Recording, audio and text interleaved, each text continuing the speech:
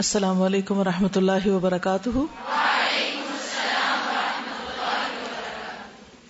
نحمده ونصلي على رسوله الكريم اما بعد فاعوذ بالله من الشيطان الرجيم بسم الله الرحمن الرحيم رب اشرح لي صدري ويسر لي امري واحلل عقدة من لساني يفقهوا قولي. تو کیا سوچا آپ نے کہ کیا کرنا ہے صدقہ جاریہ، ایصال ثواب اپنے پیرنٹس کو اور خود؟ کون سے کام کرنے؟ اسکول کھولنا ہے، ویری گڈ، بہت اچھے. آرفنیج بھی ٹھیک ہے، اور درخت لگانے، گڈ. ابھی وہ سیدھی واک بھی شروع کر رہی ہے جس میں درخت لگانے کا سیزن آ گیا ہے نا، تو اس موسم میں تو ہر کوئی کچھ نہ کچھ ضرور لگائے، اور کچھ نہیں تو کچھ بیج ہی لگا دیں کہیں اپنے گھر کی کیاری صاف کر کے، کیونکہ وہ بیچاری بھی اتنی اگنورڈ ہوتی ہیں، کیونکہ ہم قرآن پڑھتے ہیں تو وقت نہیں ہوتا ہمارے پاس انہیں دیکھنے کا. حالانکہ وقت نکال سکتے ہیں تھوڑا سا. اب سنڈے آ رہا ہے نا، تو اس دن کا کچھ پلان کریں. اگر آپ کے گھر کے آس پاس اندر باہر کچھ بھی جگہ خالی ہے اسے صاف صفا کر کے، گلے محلے کے بچے بھی ساتھ لگا کے اور کیاریاں بنا کے اور کچھ نہ کچھ اگا دیں، اور کچھ نہیں تو دھنیا پودینہ ہی اگا دیں. آپ ہاسٹل وارڈن سے پوچھ لیجئے کہ کیا ہو سکتا ہے، مجھے اس کا اتنا علم نہیں ہے. صبح میں دیکھا تھا مالی لوگ تو کچھ کام کر رہے تھے، مگر ایسا نہ ہو کہ آپ مالی کا باغ ہی نہ اجاڑ دیں کچھ اور کرتے کرتے. ہر چیز کے لیے پلاننگ ضروری ہوتی ہے نا. اگر آپ پہلے پلان کریں کہ کرنا کیا ہے، پھر اس کے بعد کریں تو انشاءاللہ برکت ہوگی. جی جزاک اللہ خیر. یہ کہتی ہیں کہ آلریڈی جو گملے لگے ہوئے ہیں ان کی حفاظت کر لیں، ان کے پاس سے گزرتے ہوئے ٹکرائیں نہیں، ان کو چھوئیں نہیں، ان کو ڈسٹ بن کے طور پر استعمال نہیں کریں. اور اگر کوئی اور کر گیا ہے لا علم جاہل تو آپ اٹھا لیں، اس کو نظر رکھیں، پتے جلے ہوئے نہیں ہوں. یعنی بہت کچھ کیا جا سکتا ہے. اگر گرین الہدا ہو تو کتنا دل خوش ہو اور کتنی ایکسٹرا آکسیجن ملے آپ کو. اب میں چاہ رہی تھی کہ اکیڈیمک بلاک کے اندر انڈور پلانٹس رکھوانے کا، لیکن مجھے بس صرف یہ فکر ہوتی ہے کیونکہ یہاں بھی ایک دن ایک بچہ بھاگتے بھاگتے آیا، گملہ توڑ گیا اتنا بڑا. آپ کو پتہ ہے کہ گملے پہ کتنے پیسے لگتے ہیں. پھر اگر ہم سے کوئی ایسا نقصان ہوتا ہے تو ہم بھاگ نہ جائیں بلکہ اس کو پورا بھی کریں، کیونکہ اللہ کا مال ہے یہ. تو بھاگ کے کدھر جائیں گے؟ اللہ ہی کے پاس جائیں گے نا. تو اگر ہم نے کوئی چیز توڑی یا کوئی خراب کی اور ہم نے اس کو بس چھپا دیا کہ کسی کو پتہ نہ چلے کہ مجھے کوئی تاوان ہرجانہ نہ دینا پڑے، تو چھپ تو نہیں سکتے. جی ہاں، بعض لوگ گملوں کے پاس جا کے باتیں کرتے کرتے پتے توڑنا شروع کر دیتے، توڑ کے نیچے پھینک کے آ جاتے ہیں. کوڑا بھی بکھیرا، پودے کو بھی تکلیف دی، وہ آپ کے حق میں کیا گواہی دے گا؟ بتائیے قیامت کے دن کیا آثار ہوں گے آپ کے؟ آپ کو اگر سین دکھایا جائے سب مخلوق کے سامنے کہ یہ پودوں کو اجاڑ رہا ہے، کیسا لگے گا؟ منع کیا جائے تو ناراض ہوتے ہیں کہ پتے ہی ہے نا، کیا ہوا توڑ دیے تو. کچھ نہیں ہوتا پتا توڑنے سے، ناسمجھی کی انتہا ہے نا. یعنی اگر آپ توڑنے کی بجائے ان کی ٹرمنگ کریں، کاٹیں، اس کی تو ایک وجہ ہے، لیکن بلا وجہ تو نہیں توڑنی چاہیے. کل جب میں نے یہ لسٹ دیکھی ہے صدقہ جاریہ والی، ثواب جسے ہمیں پہنچے گا، تو میں نے دیکھا ہے کہ کون کون سے کام ہیں جو میں کر سکتی ہوں. الحمدللہ. اور جب میں نے دیکھا ہے تو تقریباً سارے کام ہیں جو کہ ہم لوگ کر سکتے ہیں. بالکل. تو اس کے لیے یہ ہے کہ پھر پلاننگ کر لی ہے کہ سٹیپ بائی سٹیپ انشاءاللہ سب کام کریں. انشاءاللہ لسٹ بنا کے رکھ لیں تھنگس ٹو ڈو میں کہ یہ کرنے ہیں. برانچ کھولنے کا ارادہ کر لیا انشاءاللہ. اچھا، برانچ کھولنے سے مجھے یاد آیا کہ آلریڈی جو برانچز کھلی ہوئی ہیں ان کو کیا مسئلہ پیش آتا ہے؟ سٹاف. دیکھو خود ہی بول پڑے آپ لوگ. تو وہاں سٹاف کون ہو سکتا ہے؟ لیکن آپ لوگ تو پسند نہیں کرتے وہاں جانا، کیونکہ آپ لوگ تو مین انسٹیٹیوٹ سے پڑھے ہوئے اور آپ کی شان بہت بلند ہے. نہیں، بالکل حقیقت یہی ہے. آپ اتنے اعلیٰ درجے کے لوگ ہیں، آپ ایک گھر میں کھلے ہوئے کمرے کی کلاس کو کیسے فائدہ پہنچا سکتے ہیں؟ کیا کرنا چاہیے؟ کیا وہ ایک کمرہ ایک پوری یونیورسٹی نہیں بن سکتا؟ بن سکتا ہے نا، اگر قابل لوگ ہوں اور اسے بنانا چاہیں. بہت کچھ ہو سکتا ہے. لیکن ہم کوئی کام چھوٹے سے شروع نہیں کرنا چاہتے. ہم بنی بنائی بڑی چیز کو بس صرف دیکھ رہے ہوتے ہیں. اور فطرت کا قانون نہیں بدلتا. بیج سے درخت لگتا ہے. ہر چیز 1000 میل کا سفر جب وہ ایک قدم سے اٹھتا ہے تو شروع ہوتا ہے. تو ہر چیز اسی طرح ہی ہے، چھوٹے سے بڑے کی طرف جاتی. ہم سوچتے ہیں کہ ہم بگ تھنک کر رہے ہیں تو بگ چیز بنا لیں. بگ ایک دم نہیں کوئی چیز بنتی، نہ کوئی چیز بگ ہو سکتی ایسے. جی، اسٹاف کی کمی، اسٹوڈنٹ کی کمی. اسٹوڈنٹ کی کمی کب ہوتی ہے؟ جب اسٹاف نہیں ہوتا، جب قابل اسٹاف نہیں ہوتا. جہاں قابل لوگ ہوتے ہیں وہاں لوگ جوک در جوک آنے لگتے ہیں. برانچز کو اسٹرینتھن کرنے کی ضرورت ہے، اور مطلب مل کے کام کرنے کی جو اسپرٹ ہے بیسیکلی وہ یہی ہے کہ آپ اپنی ایگو کی قربانی دیں، آپ ان کے ساتھ مل جائیں، انہی کو بڑا بنائے رکھیں اور آپ ان کی ہیلپ کریں. بالکل اپنی ایگو کی قربانی کر کے دیکھیں. جو ایک شخص ایک جگہ پہ 10 سال سے کام کر رہا ہے، اس کا ایک ایکسپیرینس تو ہے نا. اگر علم میں تھوڑا آپ سے کم بھی ہوا تو ایکسپیرینس تو ہے. تو اپنے آپ کو خدمت کے لیے حاضر کیا کریں. صرف یہ نہیں کہ یہ خرابی کر رہے ہیں، یہ 10 ان کے ایپ جوئی کر کے اور اس سے اپنے آپ کو جسٹیفائی کر لیا کہ ہم تو یہاں نہیں کام کر سکتے. تو پھر اتنے آئیڈیل سچویشنز کہاں سے آئیں گی؟ کہ ہر شخص ایک نیا ویل انوینٹ کرنے میں ہی اپنی انرجی لگا دے اور سسٹم بنانے میں. وہ آسان ہے. یہ جہاں کام کا موقع مل رہا ہے وہاں جا کے آپ سپورٹ دے دیں جتنی بھی آپ دے سکتے ہیں. پچھلے دنوں ہم نے بات کی تھی عیادت ٹیم بنانے کی ہاسپٹلس کے لیے. میں دوبارہ سے پھر آپ کو کہوں گی کہ پلیز ایکٹیولی اس پہ پلان بنا کے ایکس اسٹوڈنٹس کو اپروچ کریں. اگر یہ لوگ اپنی پڑھائی کے دوران نہیں جا سکتے یا کوئی ایک ایوننگ مہینے میں نکال سکتے ہیں. ہم لوگ شادیوں پہ اور جگہوں پہ بھی تو چلے جاتے ہیں، تو ایک ایوننگ ہم ہاسپٹل کے لیے بھی رکھ سکتے ہیں. تو پلیز آپ پلاننگ بنا کے ایکس اسٹوڈنٹس خاص طور پر، اور یہ لوگ کس وقت یہ مریضوں کی عادت کے لیے جا سکتے ہیں ہاسپٹلز میں. کیونکہ جو دل وہاں جا کے نرم ہوں گے نا، اور جب اپنی آخرت یاد آئے گی اور بیماری اور موت، اور جیسے وہ کہتے ہیں نا کہ ایک بہترین عمل کیا ہے، کسی مومن کا دل خوش کرنا. تو آپ کے جانے سے اگر کسی کو خوشی ملے اور کسی کی زندگی میں ایک نیکی کا اضافہ ہو جائے، آپ ان کو ایک ذکر ہی سکھائیں، ان کو ایک ہوپ دلائیں، ان کے دل سے اللہ کی مایوسی اور بدظن ہونے کا خیال ہی نکال دیں کہ اللہ نے نعوذ باللہ ان پہ ظلم کیا. کوئی ایک اچھی تھنکنگ دے کر آ جائیں تو کتنی خیر اور کتنی بھلائی ہو سکتی. صرف ون ایوننگ. کیا صرف حدیث کورس کے اسٹوڈینٹس کو؟ حدیث کورس کے اسٹوڈینٹس کو تو ڈیورنگ دا ڈے بھی ایک دن لے جا سکتے ہیں، لیکن باقی لوگ جو ہیں وہ صبح میں نہیں چاہوں گی کہ نکلیں، کیونکہ علم حاصل کرنا بھی فرض ہے. اگر آپ ایک دن کا لیسن مثلاً آج ہی کی کلاس مس کر دیں، یہ اس وقت جو ہم بیٹھے ہوئے، جو لوگ نہیں اس وقت یہ بیٹھے، کیا ان کو یہ سارے آئیڈیاز مل رہے ہیں جو آپ لوگ شیئر کر رہے ہیں؟ وہ مس کر گئے وہ کہیں گے ہاں ریکارڈنگ ہو رہی ہے ہم سن لیں. کون سنتا ہے؟ کس کے پاس وقت ہے؟ وقت پہ نہیں سنا بعد میں کون سنے گا؟ وہ تو سبق پورے کرنے ہی مشکل ہو جاتے ہیں. تو اس لیے بہت ضروری ہے کہ ہم صبح کا اپنا جو پڑھنے پڑھانے کا ٹائم ہے اس کو اسی کام کے لیے رکھیں، اس کو نہیں ڈسٹرب کریں کبھی بھی، ورنہ آپ کی علمی بنیادیں کمزور ہوں گی تو آپ عمل کے میدان میں نہیں اتر سکتے. علم اور عمل جو ہے نا ایک ہی سکے کے دو حصے ہیں، دو سائڈز ہیں، two sides of one coin. جتنا علم آپ کا کلیئر ہوگا، واضح ہوگا، اتنا ہی آپ کا عمل بھی اسٹرانگ ہوگا. اور اس کے اخلاص جو ہے وہ ٹاپ پر ہے. اخلاص اللہ کے لیے ہوگا سب کچھ، تو علم آپ کو فائدہ دے گا عمل کی شکل میں، اور تبھی آپ آگے پہنچا سکیں گے. ابلاغ نہیں ہو سکتا جب تک آپ علمی طور پہ مضبوط نہ ہوں. لکھا ہے استاذہ کل آپ نے پوچھا تھا کہ لواحقین کے اچھے اعمال کا اجر میت کو کیوں پہنچے گا. کہتی ہے میری چھوٹی بہن جس کی عمر 20 سال تھی، جس رات فوت ہوئی اس کا آخری عمل نماز کے بعد سورۃ الملک پڑھنا تھا. اس کے فوت ہونے کے بعد گھر کے باقی افراد نے سورۃ الملک یہ سوچ کر پڑھنا شروع کر دی کہ جس طرح میری بہن رات کو سوئی اور صبح نہ اٹھ سکی اور اس کا آخری عمل سورۃ الملک تھا، اور ہمیں بھی کچھ پتا نہیں کہ ہم صبح اٹھ سکیں یا نہ اٹھ سکیں. اب میری بہن نے تو انہیں نہیں کہا تھا کہ میرے مرنے کے بعد اس عمل کو اختیار کرنا. یہ اس کے اچھے آثار میں سے تھا کہ اس کے اچھے عمل کو دیکھ کر دوسروں نے خود بخود بغیر کسی کے کہے اس پر عمل شروع کر دیا. اب جب تک وہ یہ عمل کرتے رہیں گے بہن کو اس کا اجر پہنچتا رہے گا. وَنَكْتُبُ مَا قَدَّمُوا وَآثَارَهُمْ. تو یہ آثار لکھے جا رہے ہیں. تو عمل کی گواہی بہت بڑی گواہی ہوتی ہے. عمل کا سبق بہت بڑا سبق ہوتا ہے.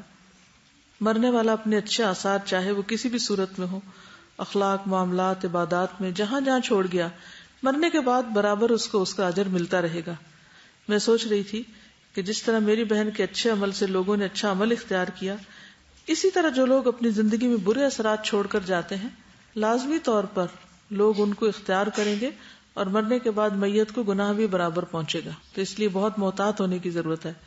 بعض اوقات ہم اپنے دھیان میں غلط کام کر رہے ہوتے ہیں، ہمیں نہیں معلوم ہوتا کون کس وقت کیا کیا ہم سے سیکھ رہا ہے، اچھا یا برا عمل. تو غافل رہ کر جینے کی کوئی گنجائش نہیں. تو بے دھیانی میں بھی پتے توڑ توڑ کے مت پھینکیں. چلیے آگے چلتے ہیں تھوڑا. ماشاءاللہ اتنے خوبصورت انداز میں کلمہ طیبہ باہر لکھا ہوا میں نے دیکھا ہے، دل خوش ہو گیا. کچھ لوگوں کی محنت کو دیکھ کے اللہ تعالیٰ پتہ نہیں کتنے خوش ہوں گے ان سے. اگر انسان خوش ہو گئے ہیں تو اللہ تعالیٰ بھی انشاءاللہ ان سب کو بہت جزائے خیر دے. جس نے ایفرٹ کیا سب کو اللہ جزائے خیر دے. بس تھوڑا سا کہ کچھ لوگوں کو کلمہ لکھنے میں بھی غلطی ہوئی ہے. محمد الرسول اللہ کی بجائے محمد الرسول ال لگا کے اس کو وصل کر رہے ہیں.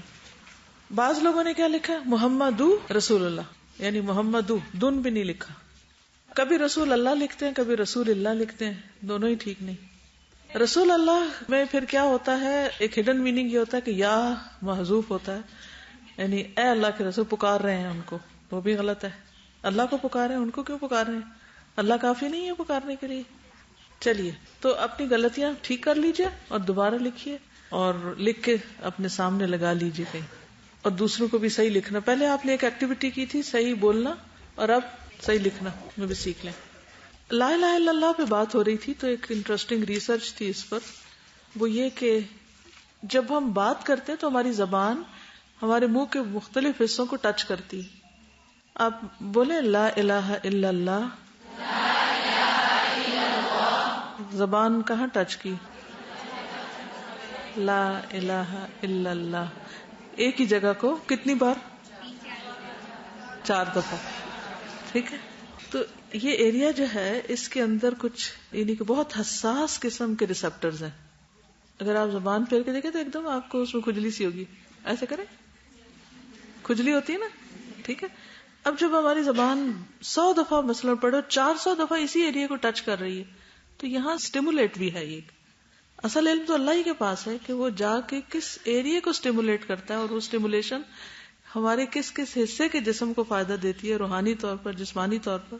کیونکہ روح اور جسم بھی گندے ہوئے آپس میں، کیسے کیسے مرضوں اور خوف اور غم کا علاج بھی ہو سکتا ہے.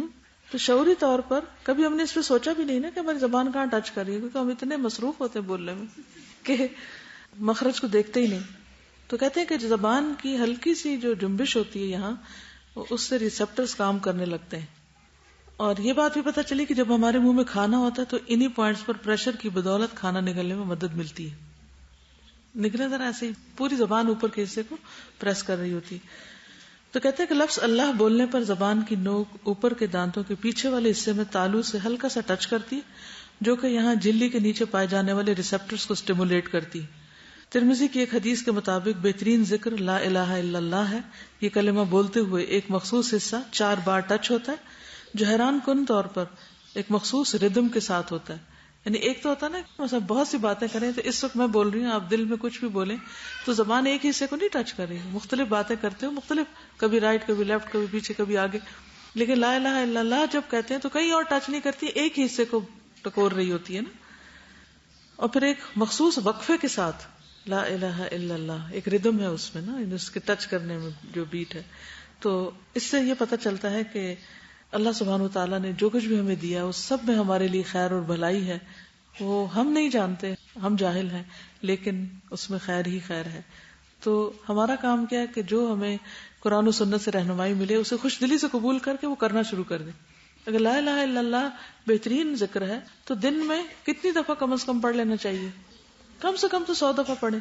لیکن ہم غافل ہوتے ہیں، ہم نہیں پڑھتے.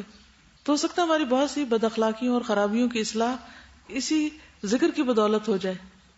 تو جب ہم ذکر سے غافل ہوتے ہیں تو شیطان مسلط ہو جاتا ہے. من یعش عن ذکر الرحمن نقیض له شیطانا فهو له قرین. اور جب شیطان ساتھی بن جاتا ہے تو پھر اس کی کیا خرابیاں ہوتی ہیں؟ ان گنت. وہ آپ کو ہر برا کام سے جاتا ہے. لا الہ الا اللہ ایسا ذکر ہے جو مخفی طور پہ بھی آپ کر سکتے ہیں. مثلا آپ ایسے مسکرا رہے ہیں اور اندر اندر پڑھیں لا الہ الا اللہ. سب پڑھیں. کیا آپ کو پتہ چل رہا ہے میں پڑھ رہی ہوں؟ منہ بند کرنے کی بھی ضرورت پیش نہیں آتی اور آپ کی صرف زبان ہلتی رہے. اور اتنا آسان کلمہ نا کہ مرتے وقت اگر جان یہاں سے بھی نکل رہی ہے نا آخر میں تو صرف آپ زبان ہلا سکتے ہیں تو لا الہ الا اللہ پڑھ سکتے ہیں آخری وقت. یعنی کچھ ذکر ایسے ہیں کہ جب آپ لوگوں کے بیچ میں بیٹھ کے کریں تو وہ نوٹسبل ہوں گے، لیکن یہ آپ بیٹھ کے کرتے رہے کسی کو پتہ بھی نہیں چلے گا کہ آپ ذکر کر رہے ہیں. کچھ سوالات پچھلے لیسن سے ہیں، وہ میں تھوڑے سے جواب دے کر آگے بڑھوں گی. یہ کسی نے ایک واقعہ شیئر کیا ہے کہ کس طرح لوگوں کو بیوقوف بنایا جاتا ہے. کہتے میری کزن تھی جو چھوٹی تھی تو بہت زیادہ روتی تھی، دن رات روتی. اس کے گھر والے کہتے کہ اس کو کسی پیر کے پاس لے جاتے ہیں، شاید کوئی جنات وغیرہ اس کے ساتھ ہیں، وہ جن اتار دیں گے. تو جو پیر کے پاس لے گئے تو اس نے ہلکا سا دیکھا تو کہا کہ لڑکی اب تک زندہ کیسے، اس کے ساتھ تو بہت بڑی بلا ہے جو اسے مار دے گی. تو گھر والے پیر بابا کے قدموں میں پڑ گئے کہ پیر صاحب ہماری بچی بچا لیں. پیر صاحب نے کہا کہ اس کے بچنے کا ایک ہی طریقہ ہے، وہ یہ کہ مجھے کل ایک کالا بکرا اور 2 کالے مرغے لا کے دو، میں ان کو ذبح کر کے ان کا خون نکالوں گا، اس خون کے چھینٹے بلا کے منہ پہ ماروں گا، تب وہ بچی کا پیچھا چھوڑے گی. دوسرے دن اس کے گھر والے بچی کی زندگی بچانے کے لیے بکرا اور مرغے لے کے پیر کے پاس پہنچ گئے. اس نے بکرا اور مرغے لے لیے، کوئی دم وغیرہ پڑا اور اس بچی کو ڈنڈے مارے. وہ درد سے روتی تو کہتا میں بلا کو مار رہا ہوں. گھر آئے تو بچی مسلسل روتی رہی. کچھ دنوں تک ایسا ہی ہوتا رہا. ایک دن جب بچی کو نہلانے لگے تو اس کے بازو اٹھا کر دیکھے تو بچی کے بغلوں کے نیچے اتنے زیادہ دانے نکلے ہوئے تھے کہ بغلیں گل چکی تھی اور وہ اس درد سے روتی تھی. پھر انہیں پتا چلا کہ بچی کے رونے کی اصل وجہ کیا ہے. ہمارے معاشرے میں بہت زیادہ یہ چیز عام ہو چکی ہے، ہم سب کو محتاط ہونے کی ضرورت ہے. میں یہ سوچ رہی ہوں کہ وہ ماں کیسی ہے کہ جو وہ دیکھ نہیں پا رہی تھی کہ بچی کے کس حصے میں کیا ہے، کیونکہ کوئی ٹریننگ نہیں ہے، کوئی تعلیم نہیں ہے، کوئی کسی کو بتاتا نہیں کہ بچے کو ہینڈل کیسے کرنا ہے. مجھے یاد ہے کہ جب میرے بچے پیدا ہوئے تو باقاعدہ نرس نے مجھے ٹریننگ دی کہ دیکھو جو بغلیں ہوتی ہیں اس کے اندر بل ہوتے ہیں بچوں، جب ہم نہلا دیتے ہیں نا اور ان کو خشک نہیں کرتے تو اس کے اندر فنگس ہو جاتی ہے، اور وہ چونکہ آپس میں ملے ہوئے ہوتے ہیں نا تو ماں نے اوپر سے نہلا دیا، بازو اوپر کیا، کھلا ہی نہیں وہ حصہ، اور وہ گلتا رہا اور اندر اس کو کتنی اذیت ہوئی کہ اس کو بول کے بتانا تو نہیں، وہ تو روتی ہے نا بچے. تو ماں کا فرض بنتا ہے کہ جب بچہ روئے تو اس کے سارے حصوں کو دیکھ، کان کو دیکھے، ناک دیکھے، آنکھیں دیکھے، ہر چیز دیکھے کہ بھی کیا ہو رہا ہے، کیوں رو رہا ہے بچہ، پیٹ میں درد ہے. لیکن چونکہ مائیں ان کو فرصت ہی نہیں کہ بچوں پہ توجہ دیں تو پھر یہی چیزیں ہو رہی ہیں. پہلے بچے کے ہونے سے پہلے میں نے بھی بہت زیادہ بکس وغیرہ پڑھی تھی، اور یہ لوگ پھر ہم ان کو کہتے ہیں یہ بہت وہمی ہے، لیکن یہ چاہے وہمی ہی ہوں گے لیکن پھر بہت ساری چیزیں ان میں سے اچھی بھی نکل آتی ہیں. تو بغلوں کو ڈرائی کرنا، پھر اسپیشلی بچوں کے باقی جو پارٹس ایسے پرائیویٹ پارٹس ہیں ان کو بہت اچھی طرح سے کلین کرنا، اور خاص طور پہ لڑکوں کے جیسے رنکلز ہوتے ہیں تو ان کو پھر اسپریڈ آؤٹ کر کے اس کو، تو جب تولیہ آپ جس سے آپ خشک کر رہے ہوتے ہیں نا بیبی کو تو وہ گیلا ہو جاتا ہے. تو پھر میں یہ کرتی تھی کہ اس کے بغلوں کے لیے اور ایسے ایریاز کے لیے پھر علیحدہ سے وہ جو اس کا خشک والا پارٹ کچھ کارنرز ایسے خشک رہ جاتے ہیں نا تولیے کے، اس سے پھر نیک دوبارہ اس کو میں رب کرتی تھی کہ کہیں کوئی ان کو فنگل انفیکشن نہ ہو. کیونکہ وہ رنکلز کھولنے پڑتے ہیں بغلوں کے اندر سے بھی. ماں بننا آسان نہیں ہے، اور ماں کا اجر جو 3 گنا زیادہ ہے نا وہ اسی وجہ سے کہ ماں قربانیاں کرتی. ایک اور کسی نے لکھا کہ 3 ماہ پہلے آپ کی کلاس میں آنے سے پہلے میں سخت بیمار ہو گئی. کلینک میں گئی تو ڈاکٹر صاحبہ نے مجھے میڈیسن دی اور کہا کہ آپ یہاں لیٹ جائیں. میں تھوڑی دیر کے لیے لیٹ گئی تو ایک دم وہیں سو گئی. خواب میں نے ایک باجی کو دیکھا، انہوں نے میری طرف ہاتھ پھیلائے. میں نے باجی کو کہا کہ آپ نے ہاتھ کیوں پھیلائے؟ انہوں نے کہا کہ صدقہ کرو. میں نے کوٹ کے جیب میں ہاتھ ڈالا تو میری جیب میں 1 روپے کا سکہ تھا. وہ سکہ نکال کر میں نے ان کو دے دیا. پھر میری آنکھ کھلی تو میں ٹھیک ہو چکی تھی. میں فوراً اٹھی اور جا کر صدقہ کیا.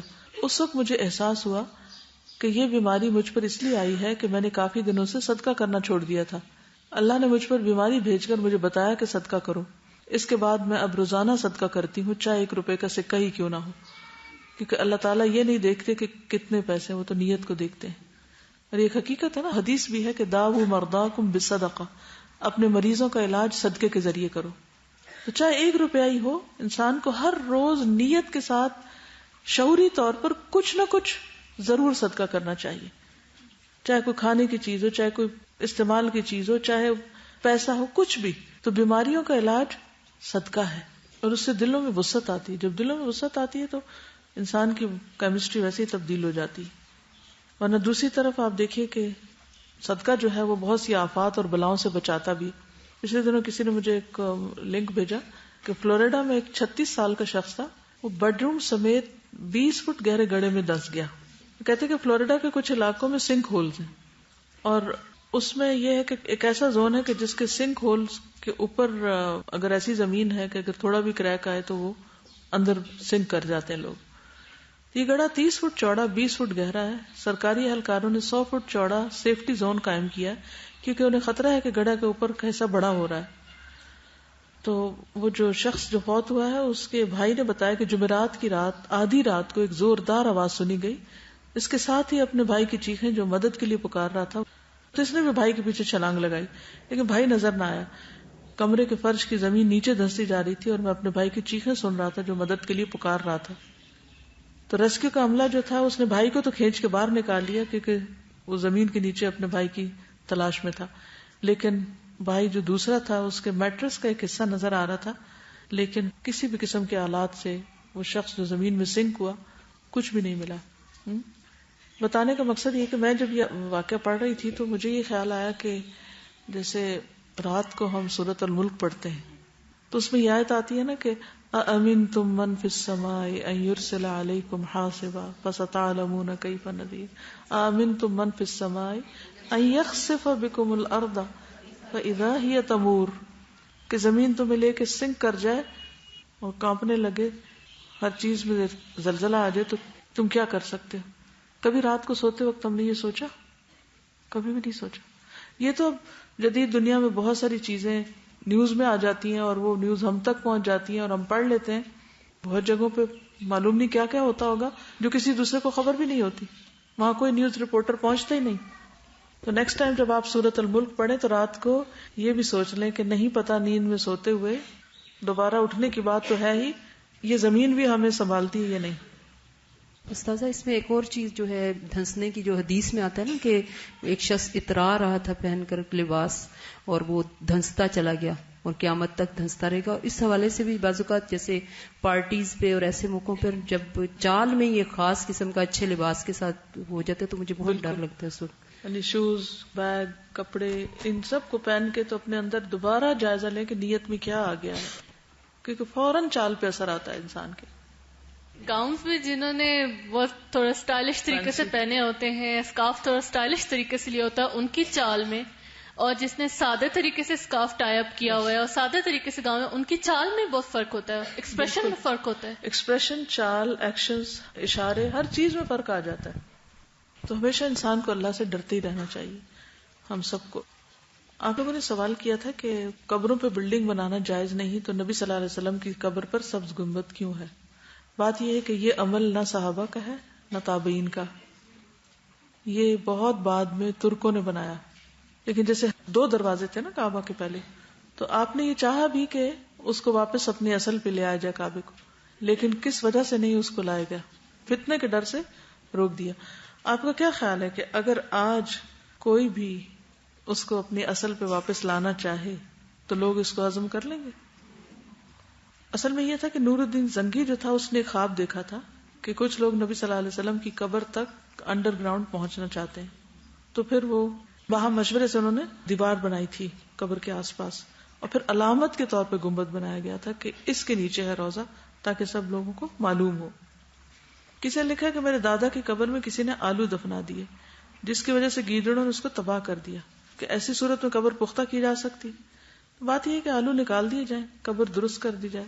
پختہ کرنے سے زمین جو ہے وہ ضائع ہوتی ہے، اور ویسے بھی اگر جسم گل چکا ہے تو اب اس کو کس چیز کے لیے پختہ کرنا ہے؟ دیکھیے ایک وقت ہوتا ہے جب جسم سلامت ہوتا ہے تو ڈر ہوتا ہے کہ ہڈیاں نکال لیں گے لوگ، کفن چرا لیں گے اور بال کاٹ کے نکال لیں گے یا کوئی اور بے حرمتی کریں گے. لیکن جب کافی عرصہ گزر جائے اور ہر چیز ختم ہو جائے تو اس کے بعد اس کو پکا کس چیز کے لیے کر رہے ہیں؟ اسی لیے تو پکا کرنے سے روکا گیا کہ بس کچھ عرصے کی بات ہے، اس کے بعد تو ضرورت ہی نہیں ہے اس کو، نہ کسی کی لپائی کی ضرورت ہے نہ کسی اور چیز کی. اس میں ایک چیز آپ یہ بھی دیکھیے کہ یہ جو آپ کو کفن دینے کا طریقہ بتایا گیا نا، اس میں بظاہر یوں لگتا ہے جیسے بہت کپڑا ضائع ہو رہا ہے. ہو سکتا ہے آپ کے ذہن میں یہ خیال آیا ہو، لیکن جب 3 چادریں زبردست طریقے سے فولڈ کی جاتی ہیں اور پھر اوپر سے پٹیاں لگائی جاتی ہیں تو سر کی طرف سے پاؤں کی طرف سے اگر سنگل کپڑا ہو تو کیا ہوگا؟ جلدی پھٹ جائے گا. ڈبل ہو، ٹرپل ہو، ٹرپل کا بھی پھر ڈبل ہو جاتا ہے نا، ایک طرح سے 6 لیئرز بن جاتی ہیں لپیٹنے میں. تو وہ میت کی حفاظت کے لیے اور اس کو محفوظ کرنے کے لیے بھی فائدہ مند ہے. یعنی اس کا سائز جو ہے ایک چادر میں دفنانا، یہ 2 میں اس طرح فائدہ نہیں دیتا جس طرح 3 میں اس طرح لپیٹ کے دیتے ہیں. پھر کسی کا سوال ہے کہ اگر کسی کی امانت ٹھیک کروانے دی ہو اور وہ گم ہو جائے تو اس کا کیا کریں؟ عبداللہ بن عمرو بیان کرتے ہیں کہ رسول اللہ صلی اللہ علیہ وسلم نے فرمایا جس کے پاس کوئی امانت رکھی جائے اس پر کوئی ضمانت نہیں. یعنی وہ اپنے طور پر لے جا رہا تھا لیکن اب اس سے بھی چلی گئی اور واقعی ثابت ہو جائے کہ چلی گئی اس کے پاس نہیں، تو پھر جو ٹھیک کرانے لے جا رہا ہے اس کے اوپر اس کی تاوان نہیں آئے گا اگر اس نے پوری حفاظت کی ہے. اور اگر حفاظت نہیں کی اور پھر چوری ہو گیا تو پھر ضمانت ہوگی. تو پھر یہ ایسے مسئلے عدالت میں جاتے ہیں، وہاں فیصلہ ہوتا ہے. یہ سوال بار بار آیا ہے کہ میت کو دفنانے کے بعد جو لوگ تعزیت کے لیے آتے ہیں تو گھر میں ان کے ساتھ دعا کرنا کیسا ہے؟ سنت سے کوئی اجتماعی دعا ثابت نہیں ہے، اس وقت کی سنت تعزیت ہے، غم ہلکا کرنا ہے. اور اگر آپ کی دعا کرنے سے اس کا غم ہلکا ہوتا ہے تو ضروری نہیں کہ سب کو آپ اکٹھا کر کے اور ہاتھ اٹھا کے اس وقت دعا شروع کر دیں. آپ اپنے زیر لب دعائیں پڑھتے جائیں اور وہ آمین کہتے جائیں. ٹھیک ہے نا؟ تو وہ تعزیت کی نیت سے جائیں، دعا کرنے کرانے کی نیت سے نہیں. قبر کے اوپر کھڑے ہونے کے بارے میں کسی نے سوال کیا. قبر کے اوپر کھڑے ہونا درست نہیں ہے کیونکہ بے حرمتی ہے. اگر آپ قبر کے پاس دعا اور عبرت کے لیے کھڑے ہیں تو حرج نہیں، لیکن قبر کے اوپر بیٹھنا، وہاں کھیل کود، کھانا پینا، باقی چیزیں منع ہے. کسی نے پوچھا کہ جب کسی کا جنازہ اٹھتا ہے تو بعض لوگ زور زور سے اللہم صلی علی محمد پڑھتے ہیں، تو کیا یہ درست ہے؟ آپ بتائیے. وائے؟ سنت سے ثابت نہیں. تو جو عمل سنت سے ثابت نہ ہو اس کا حکم کیا ہے؟ من عمل عملا لیس علیہ امرنا فہو رد. وہ ریجیکٹڈ ہے، قبول ہی نہیں ہے، فائدہ ہی نہیں، الٹی پکڑ بھی ہو سکتی ہے. تو اس لیے ایسے کام کرنے کا کیا فائدہ جس سے کچھ حاصل نہیں بلکہ الٹا ناراضگی آ رہی ہے. چلیے نیا لیسن شروع کرتے ہیں. جو حکم ملے اس پر انسان عمل کر لے، اسی کا نام اسلام ہے. ہم پڑھ رہے تھے ایصال ثواب اور صدقہ جاریہ کے کاموں کے بارے میں جن کی تفصیل خود حدیث میں آئی ہے. نبی صلی اللہ علیہ وسلم نے مختلف کاموں کے کرنے کا شوق دلایا ہے.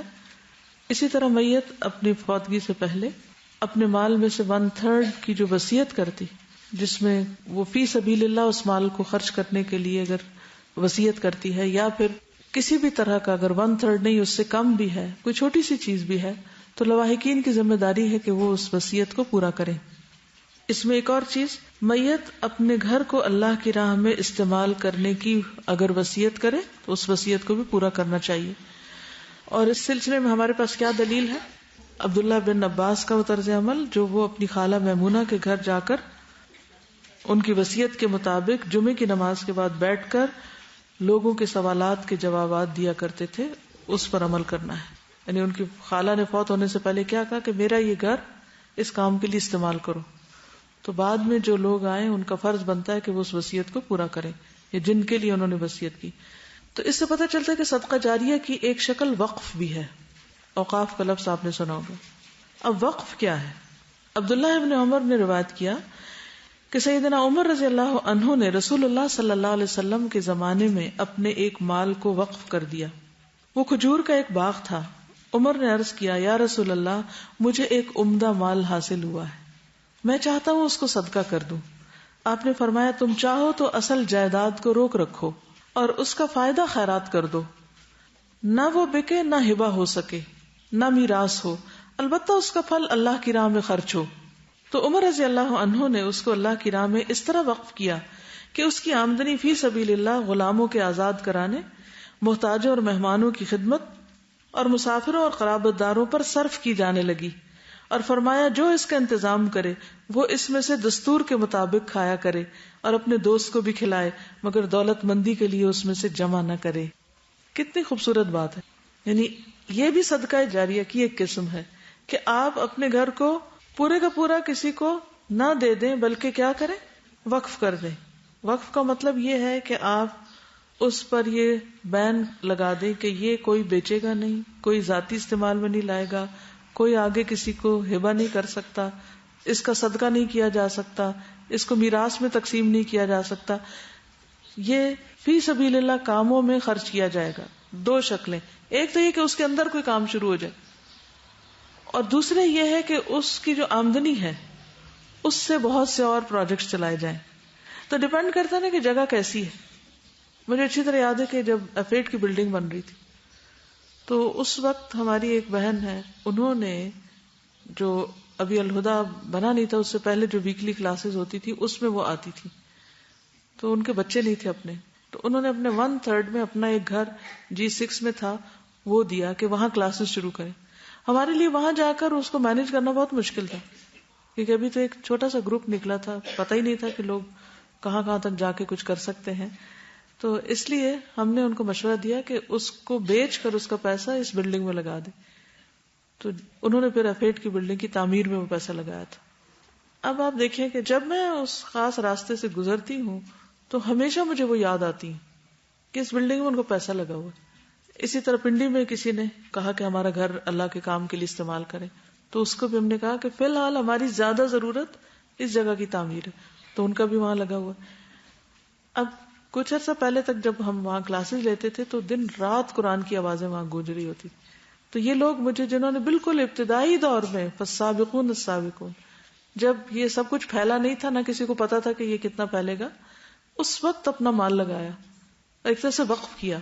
اب اسی طرح وہ بلڈنگ ہے یا یہ بلڈنگ ہے، یہ وقف ہے، یہ کسی کی ذاتی پراپرٹی نہیں، نہ یہ ٹرانسفر ہو سکتی کسی کے نام، نہ کسی اور کام میں استعمال کی جا سکتی ہیں، یہ تعلیم ہی کے لیے استعمال ہوگی.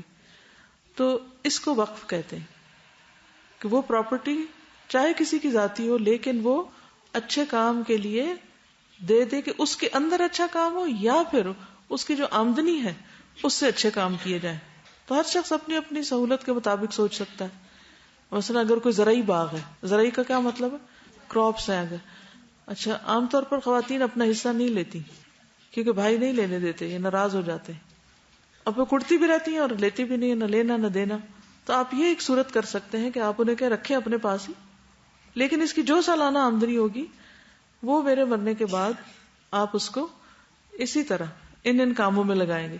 عمر رضی اللہ عنہ نے کیا کام بتائے؟ غلام آزاد کرنے میں، محتاجوں اور مہمانوں کی خدمت، اور مسافروں اور قرابت داروں. 4 لوگ بتائے: محتاج، مسکین، مہمان، مسافر، قرابت دار. ان پہ یہ آمدنی لگے گی، سب ضرورت مندوں پہ.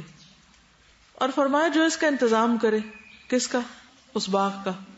ظاہر ہے اس میں کھیتی باڑی ہوگی، اس کو سسٹین کیا جائے گا، تو وہ اس میں سے اپنی مزدوری لے لے. کتنی؟ دستور کے مطابق، معروف طریقے سے. اور اپنے دوست کو بھی کھلائے، یعنی کہ کوئی مہمان آ گیا تو اس کو بھی کھلا دے اس میں سے. Care taker. مگر دولت مندی کے لیے اس میں سے جمع نہ کرے، یعنی اس سے اور کوئی اپنی پراپرٹی نہ بنانا شروع کر دے اس کی آمدنی سے، یا اس سے اپنے لیے گولڈ خرید کے نہ رکھے، یا کوئی اور فائدہ نہ اٹھائے. بس وہ کھانے پینے کی حد تک اس میں سے ضرورت. ظاہر ہے کہ ایک باغ لگا ہوا ہو، کنو کا ایک باغ ہو، اس میں اگر کچھ مالٹے لٹک رہے ہیں، انسان باغ میں داخل ہوتا ہے تو اجازت دے دی بھی خود بھی کھا لینا معروف طریقے سے. اور اگر کوئی ساتھ آ گئے تو اس کو بھی کھلا دینا، لیکن باقی آمدنی جو ہے وہ نیکی کے کاموں میں لگا دینا. اگر اس طریقے پر مختلف تعلیمی پروجیکٹس سپانسر کیے جائیں تو ہر غریب بچہ اس ملک کا پڑھ سکتا ہے. کوئی بچہ آؤٹ آف اسکول نہیں ہو سکتا. اسکول کیوں نہیں چلتے؟ فنڈز ہی نہیں ہے. ہمارے ہاں تعلیم کا بجٹ اتنا کم ہے، اور پھر جو ہے وہ بھی صحیح طور پہ استعمال نہیں ہوتا کیونکہ لوگ ٹیچر بننا نہیں چاہتے. جو اچھے کچھ کرنے والے لوگ ہیں وہ جہاں دنیا زیادہ ملتی ہے وہ ان فیلڈ میں نکل جاتے ہیں، اور پھر ٹیچنگ کا شعبہ ہم جیسوں کے لیے چھوڑ جاتے ہیں. تو اس سے کیا نقصان ہوتا ہے کہ پھر وہ کوالٹی نہیں آتی. جب وہ کوالٹی نہیں آتی تو پھر قوم تیار نہیں ہوتی. انہی کے لوگوں کے اندر اس وقت جیسے دینی ذہن رکھنے والے لوگ بھی ہیں تو ان کے اندر بھی ایک تنگ نظری سی ہوتی ہے. دنیاوی تعلیم رکھنے والوں کے اندر دینی لوگوں سے ایک نفرت سی ہوتی ہے، ایک ڈسٹنس ہوتا ہے. جتنا مرضی مٹانے کی کوشش کرو وہ ان کو لک ڈاؤن ہی کرتے رہتے ہیں. یہ سب کچھ تعلیم کے میدان میں سخت محنت سے حاصل ہو سکتا ہے، لیکن تعلیم کو سسٹین کرنے کے لیے آپ کو پتا کہ جو الہدا کے اسکول چل رہا تھا الہدا کی بلڈنگ میں تھا، بلکہ ہے ابھی، اس کے باوجود خسارے میں گیا، مسلسل خسارے میں. کیوں؟ اس لیے کہ ہم فیس نہیں بڑھا سکتے، بلکہ جو لوگ آتے ہیں وہ کہتے ہیں فری پڑھائیں، ہمارے بچے غریب ہیں ہم نہیں پڑھا سکتے، ہمیں کوالٹی کا اسکول چاہیے، ہم نہیں پڑھا سکتے. اب اللہ کے فضل سے اللہ نے ہمیں اسکول کے لیے ایک اور جگہ دی ہے، لیکن اس کو بنائیں کیسے؟ وہ فیسیں اگر یہ کہیں کہ 200 بچوں کی فیس سے ہم آئندہ 5 سال میں ایک اسکول کی بلڈنگ ان کے لیے بنا لیں گے کہ 5 سال بعد جب وہ ہائی اسکول میں آئے تو ان کے لیے اسکول تیار ہو، کیا یہ ممکن ہے؟ نہیں ممکن، جب تک کہ اس کو اسپانسرز نہ ملے. یہ تو میں ایک مثال دے رہی ہوں جو میرے دائیں ہاتھ کے نیچے ایک مثال، لیکن اس کے علاوہ بھی جہاں بھی آپ دیکھیں اچھے اسکول کیوں نہیں بنتے. پچھلے دنوں میری ایک اسٹوڈنٹ ملی تو کہنے لگی کہ ہم جو کہیں بھی اسکول چلا رہے ہیں تو کافی ہم نے اسکول کے اوپر ڈسکشن کی، کیا مسائل پیش آ رہے ہیں، کس طرح حل کیا نکالتے ہیں، کن کن چیزوں میں کیا کیا کام ہونا چاہیے، ریسرچ کیسے ہونی چاہیے، وغیرہ وغیرہ. کہنے لگے کہ میں ایک پرائیویٹ اسکول میں پڑھا تھا اور اس کی اتنی فیس تھی ہماری، اس کے ساتھ گورنمنٹ کی گرانٹ آتی تھی. جو اسٹوڈنٹس ہوتے تھے وہ بھی، مجھے فگر یاد نہیں اس وقت، وہ فیس بھی بہت ہائی اس رینج میں تھی فیس، اور اتنا جتنا اسکول خود کماتا پھر اس کے برابر یا اس سے زیادہ گورنمنٹ مزید دیتی. کہتے ہاں تبھی تو اسکول چلتے ہیں، تبھی تو اچھے اسٹینڈرڈ کے اسکول، کیونکہ لیبز بنانی ہے، ریسرچ فیسلٹیز، لائبریریز. کون کرے گا؟ ہر کوئی اپنا بنگلہ اونچا کرنے کے لیے بیٹھا ہے، لیکن تعلیم کے میدان میں ہم خرچ نہیں کرتے، جس کے نتیجے میں جہالت عام ہے. جب جہالت عام ہے تو پھر کیا ہو رہا ہے؟ کتنے فیصد بچے اسکولوں میں نہیں ہیں، پتہ نا آپ کو؟ پچھلے دنوں بھی میں نے بات کی تھی. تو جس ایریا میں آپ ہیں وہاں پر آپ اگر ایک اسکول بچوں کے لکھنے پڑھنے کا کرتے ہیں اور بلکہ بڑوں کو بھی پڑھانے کا کرتے ہیں، وہ جگنو کورس ایک اگر وہ شروع ہو جائے کہ الٹریٹ لوگوں کو کس طرح اردو لکھنا پڑھنا سکھانا ہے، وہ کام بھی ایک صدقہ جاریہ ہوگا. ان کو اردو پڑھنی آئے گی تو ان کا دروازہ کھل جائے، وہ کتابیں خود پڑھ سکیں گے، اصول کے سمجھ سکیں گے. یہ بھی صدقہ جاریہ کا کام ہے، لکھنا پڑھنا سکھانا. نبی صلی اللہ علیہ وسلم نے مدینہ کے بچوں کو کس سے سکھوایا تھا آپ کو معلوم ہے؟ یعنی پہلا کام جو آپ نے وہاں جا کے کیا وہ لوگوں کو ایجوکیٹ کرنے کا کیا، اور اس کے لیے ہر طرح کے ریسورسز استعمال کیے. تو اپنے اپنے علاقے کا سوچیں. آپ کیا اپنے گھر میں ایک کمرہ ایسا وقف کر سکتے ہیں کہ اس میں بچوں کی اسکول بنے؟ اپنے گاؤں میں دیکھیں کہ ہو سکتا ہے ایک اسکول باندھ ہی پڑا، گورنمنٹ نے عمارت بنا کے دی ہو، ٹیچر نہ ہونے کی وجہ سے اسکول ہی نہیں چل رہا اور بچے گلیوں بازاروں میں پھر رہے ہیں. ایسی ساری چیزوں کے بارے میں درد مندی سے سوچئے.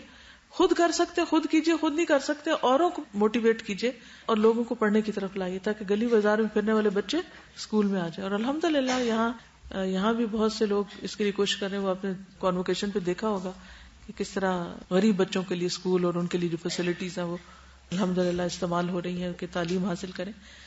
تو اس طرح کے کوئی بھی جو پروجیکٹس آپ کریں گے اس کے لیے پلاننگ کر لیں، ٹارگٹ سیٹ کر لیں کہ ایک مہینے میں اتنے میں نے جگہ تیار کرنی ہے، اتنے لوگوں کو ٹریننگ دینی ہے، اتنا سلیبس فراہم کرنا ہے، وہاں اس میں دین کا اتنی چیز ڈالنی ہے، اس طرح ذہن سازی کرنی. چند سالوں کی بات ہے، صرف 20 سال کا ایک منصوبہ بنا لیں، بہت کچھ ہو سکتا ہے. لیکن میں سمجھتی ہوں کہ باقی بھی سوسائٹی کے جتنے لوگ ہیں وہ سب اچھے اچھے کام کر رہے ہیں اور ہر ایک کا عمل اور اجر اس کی نیت کے مطابق ہے. لیکن مجھے لگتا ہے کہ ٹیچنگ از دا کی. مثلا ایک اچھا انجینئر کیسے بنتا ہے؟ جو ایمانداری کے ساتھ اچھی سڑک بنائے. کون بناتا ہے اس کو؟ ڈاکٹر کو کون بناتا ہے؟ کسی کے بارے میں سوچیں تو کی پرسن کون ہے؟ کتنے افسوس کی بات ہے کہ ہم اپنے بچوں کو سب کچھ بنانا چاہتے ہیں، ٹیچر نہیں بنانا چاہتے. وہ ٹیچر نہیں بننا چاہتے کیونکہ ٹیچر کا کوئی مقام نہیں ہے، اسٹیٹس نہیں ہے سوسائٹی میں. تو ہمیں تو اسٹیٹس نہیں چاہیے نا، ہمیں تو اللہ سے ریوارڈ چاہیے. آپ کچھ بھی پڑھیں، اور ابھی لیونگ ایگزامپل آپ کے سامنے تھی کہ ڈاکٹر بن کے بھی ٹیچنگ نہیں چھوڑی. تو کچھ بھی بنے آپ، ٹیچنگ نہیں چھوڑنی، کچھ بھی پڑھائیں جو آپ اچھا پڑھا سکتے ہیں، فل ٹائم نہیں پارٹ ٹائم، لیکن تعلیم کے شعبے میں سب سے پہلے کام کرنے کی ضرورت ہے. بس صرف یہ ہے کہ جو کچھ بھی آپ کو کرنا اس کے لیے پھر آپ کو علم کی غذا چاہیے. جب تک آپ کو مسلسل علم اس فیلڈ کا نہیں ہوتا اور لیٹسٹ ٹرینڈز نہیں پتا ہوتے تو آپ پروگرس نہیں کر سکتے. تو بہرحال ایک طرف وہ لوگ ہوں جو اپنے گھر وقف کریں کہ یہاں اسکول بنے، اور دوسری طرف ٹیچرز کی کھیپ ہو تاکہ سب فارغ لوگوں کو پکڑ کے پڑھا دیا جائے، ان کی دین اور دنیا دونوں سنورے.